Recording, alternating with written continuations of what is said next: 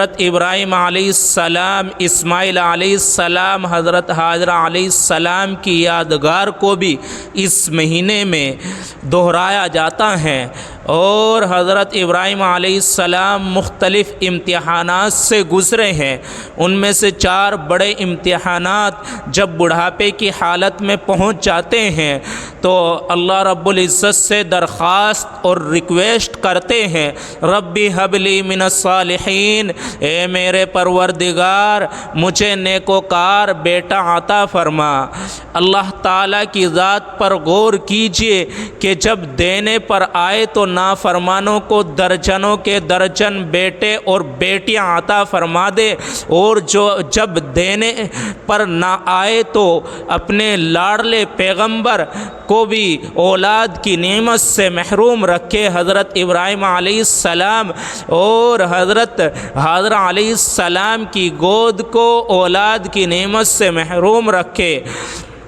حضرت ابراہیم علیہ السلام نے اولاد مانگی تو صرف اللہ تعالیٰ سے مانگی، کسی فرشتے سے نہیں، کسی شجر سے نہیں، کسی حجر سے نہیں، کسی قبر سے نہیں، کسی فقیر سے نہیں اور کسی پیر سے نہیں، بلکہ صرف اور صرف اولاد مانگی اللہ تعالیٰ کی ذات سے کہ اولاد دینے والا بھی اللہ تعالیٰ ہے۔ جو لوگ اللہ تعالیٰ کا دروازہ چھوڑ کر غیروں کے دروازے پر جاتے ہیں اور غیروں سے اولاد مانگتے ہیں وہ مشرک ہیں، وہ شرک جلی کا ارتکاب کرتے ہیں۔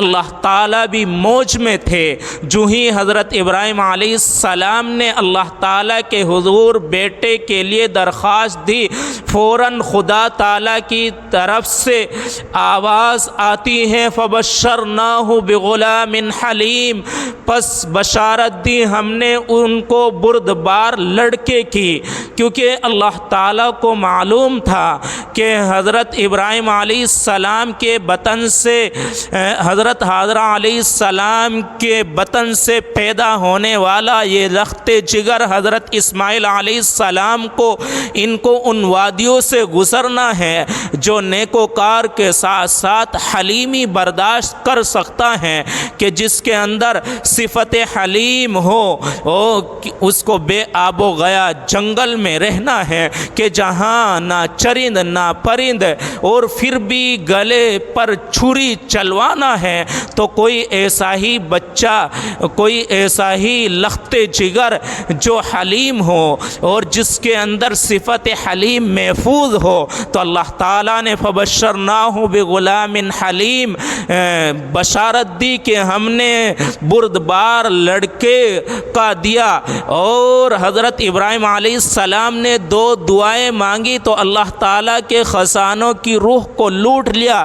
ایک دعا مانگی تو زمزم والا، دوسری دعائیں مانگی تو کوثر والا۔ زمزم والا بھی دعائے خلیل ہیں، کوثر والا بھی دعائے خلیل ہیں۔ حضرت اسماعیل علیہ السلام کی نسل سے پیارے حبیب صلی اللہ علیہ وسلم پیدا ہوتے ہیں اور آخری نبی ہیں، ہم ان کی امت میں ہیں۔ آپ صلی اللہ علیہ وسلم کو بے شمار انعامات سے، معجزات سے نوازا گیا، لیکن یہ بقرعید کے جو ایام ابھی جمعرات کو بقرعید عید الاضحیٰ کا تہوار ہے، اس میں حضرت ابراہیم علیہ السلام کی اداؤں کو، حضرت اسماعیل علیہ السلام کی وفاؤں کو، حضرت حاجرہ علیہ السلام کی فرم برداری کو دہرایا جاتا ہے۔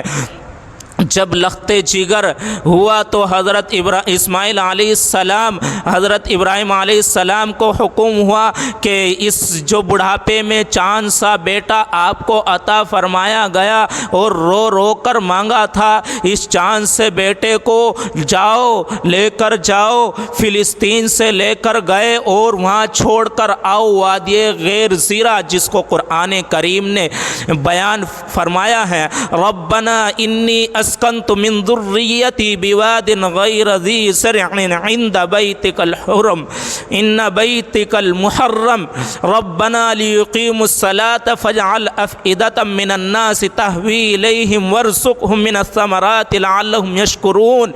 یہ نقشہ کھینچا ہے قرآن کریم نے۔ فرمایا کہ اس ماں اور بیٹے کو کسی ایسے مقام پر چھوڑ کر آؤ کہ جہاں نہ چرند ہو، نہ پرند ہو، نہ آب ہو اور نہ قریہ ہو۔ حضرت ابراہیم علیہ السلام اللہ تعالیٰ کا حکم سنتے ہی فوراً روانہ ہوتے ہیں اور سواری پر سوار ہوتے ہیں، اپنی منزل کی طرف روانہ ہو جاتے ہیں۔ چلتے چلتے وہ وادی آتی ہیں جس کو وادی غیر زرع کے نام سے قرآن کریم میں بیان کیا گیا ہے۔ اس وادی میں چھوڑ کر حضرت ابراہیم علیہ السلام روانہ ہوتے ہیں۔ حضرت حاجرہ علیہ السلام پیچھے سے دامن تھام کر سوال کرتی ہیں، اے ابراہیم علیہ السلام، میرا نہیں اس معصوم کا تو کچھ سوچا ہوتا جو بڑھاپے کی حالت میں رو رو کر مانگا تھا۔ یہاں نہ قریہ ہے نہ دانہ ہے اور یہاں بے آب و گیا جگہ پر، سنسان جگہ پر کس طریقے سے ہمارا گزارا ہوگا؟ حضرت ابراہیم علیہ السلام کچھ بولتے نہیں۔ حضرت حاجرہ علیہ السلام نے فرمایا، کیا خدا کا حکم ہے؟ تو اس وقت میں حضرت ابراہیم علیہ السلام ہاں کہتے ہیں۔ تو دامن خلیل کو چھوڑ کر حضرت حاجرہ علیہ السلام دامن جلیل کو پکڑ لیتی ہیں اور فرماتی ہیں کہ جاؤ، جو آتش نمرود میں ابراہیم کا کفیل اللہ تعالیٰ ہو سکتا ہے، وہ وادی غیر زرع میں میرے لخت جگر کا اللہ رب العزت بہترین کفالت کرنے والا ہے۔